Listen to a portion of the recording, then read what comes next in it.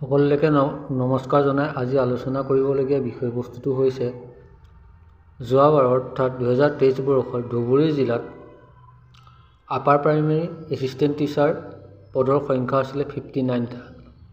ইয়াৰ পৰা আজি নতুন নিযুক্তি প্ৰক্ৰিয়াত তেখেতলোকৰ পাৰ্চেণ্টেজ কেনেকুৱা হ'ব এই সম্পৰ্কে আলোচনা কৰিব বিচাৰিছোঁ।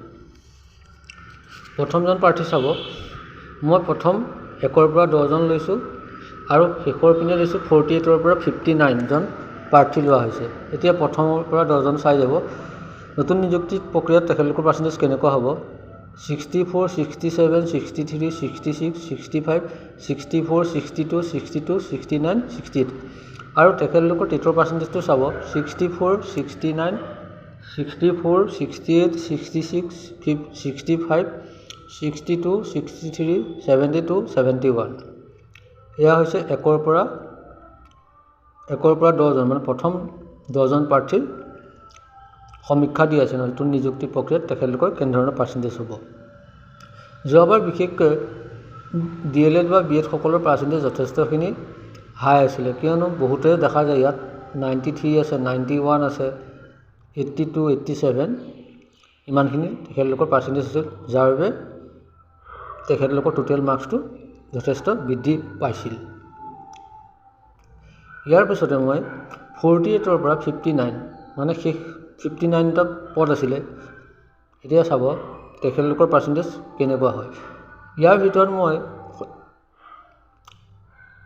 সমীক্ষা ওলোৱাৰ ভিতৰত 69 নম্বৰজন প্ৰাৰ্থী যিজনে সৰ্বমুঠ পাৰ্চেণ্টেজ হৈছিলে 69, তেখেতৰে যথেষ্ট পাৰ্চেণ্টেজ হৈছে আপাৰ প্ৰাইমেৰী এছিষ্টেণ্ট টিচাৰৰ ক্ষেত্ৰত যদি নতুন নিযুক্তি প্ৰক্ৰিয়া আলোচনা কৰিলে তেখেতৰ পাৰ্চেণ্টেজ যথেষ্ট হ'ব।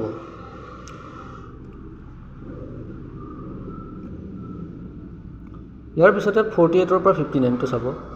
48 নম্বৰজন চাব 64, 60, 62, 63, 66, 59, 62, 62, 66, 63, 64, 64 এয়া হৈছে 48ৰ পৰা 59লৈকে ওলোৱা সমীক্ষা বা নতুন নিযুক্তি প্ৰক্ৰিয়াত তেখেতলোকৰ পাৰ্চেণ্টেজ কেনেকুৱা হ'ব। তেখেতলোকৰ টেটৰ পাৰ্চেণ্টেজটো চাই যাব 66, 60, 63, 65, 68, 60, 63, 64, 69, 64, 66, 66 এতিয়া চাই যাব আপোনালোকে।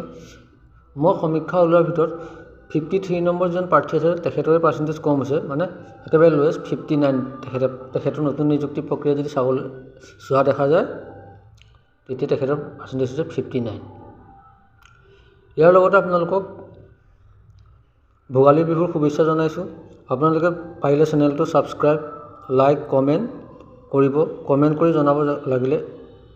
কৰি জনাব যে কোনখন জিলাৰ আপোনালোকক সমীক্ষা উলিয়াই দিব লাগে, মই তেনেমতে সমীক্ষা আপোনালোকক উলিয়াই দিম। এতিয়া এটা কথা ইয়াৰ পৰা আলোচনা কৰিব পাৰি যে আনৰিজাৰ্ভৰ ক্ষেত্ৰত যথেষ্টখিনি হাইষ্ট কাট অফ হ'ব।